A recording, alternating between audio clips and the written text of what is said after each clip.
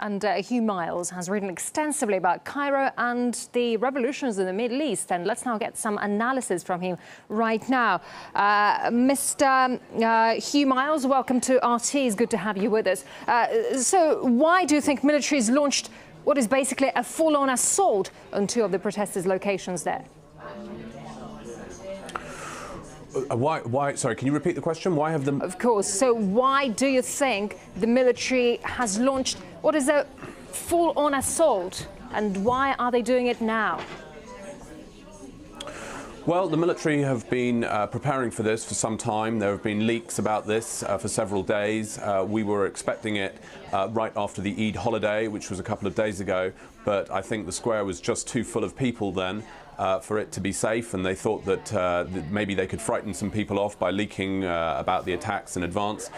But now the military felt it had to make this move because this protest is blocking up a major thoroughfare in the centre of Cairo. It's causing serious disruption. They've been there for many, many days. So this is why they've gone ahead and taken this move. That's why they've done it. But still, there's a large number of Islamists in the country, and they're not planning to give up. So could we see the country slip into a lengthy civil war there?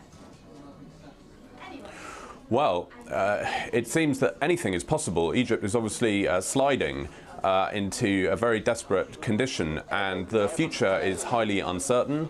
And all the predictions so far about what's going to happen in Egypt have all turned out to be wrong. So it is very difficult to say what's going to happen. There's various historical precedents, the Algerian model, the Syrian model, the Iranian model, none of them particularly attractive. What's clear is that Egypt is a very divided society. The Islamists, having won the last 4 democratic elections, are very popular. They can't just be swept under the table. It's not possible to turn the clock back to the Mubarak era. And that seems to be the plan at the moment for General Sisi and his backers, to try and go back to the kind of status quo ante before the 2011 revolution. But I think if that is their plan, they are dreaming, because Islamists in Egypt are now used to being free and being able to practice their religion the way they want. And it's not going to be easy to deny these people what they've become accustomed to. Yeah, you mentioned history here. How come the Egyptian people are letting the army-backed government do what they do now, despite decades spent under military-type rule under Mubarak? Well, the Egyptian people are very divided and were not all behind this move at all. I mean, this is a move which is being orchestrated, as far as we can tell, by General Sisi.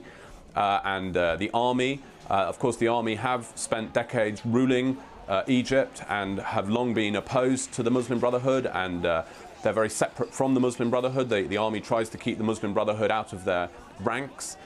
So the army and the security services generally in Egypt are very used to dealing with this enemy. So this is kind of back to the old school. It's back to the old rule book in Nasser's time or Mubarak's time, that Islamists are a threat to the state and that they can be locked up, repressed, shut down, and that's what we're seeing now.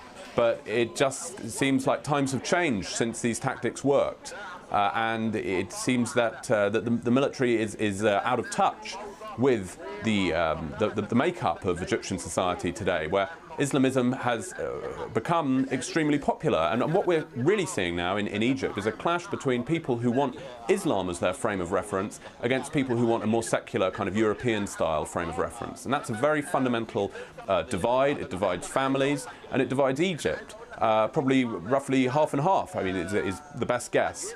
So Egypt has to find a way of squaring this circle, and the obvious way is to have some kind of political reconciliation, some kind of power-sharing government where, for example, President Morsi is allowed back, but he has no other Muslim Brotherhood ministers, and Mohammed al-Baradei is his deputy, and maybe Hamdin al-Sabahi can run this ministry, and Amr Moussa can run another ministry. So everyone shares power, like as happened in South Africa after the end of apartheid.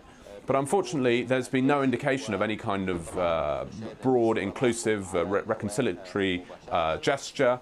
And what we're seeing instead is that the army and its supporters seem to think that they can go this alone without having any Islamists cut in on into the power sharing at all.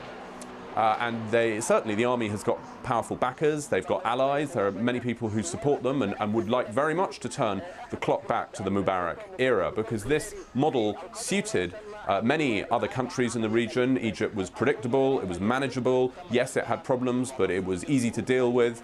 And the alternative, which is an Islamist style government, is a huge unknown quantity which frightens just about every country in the region and many countries in the West.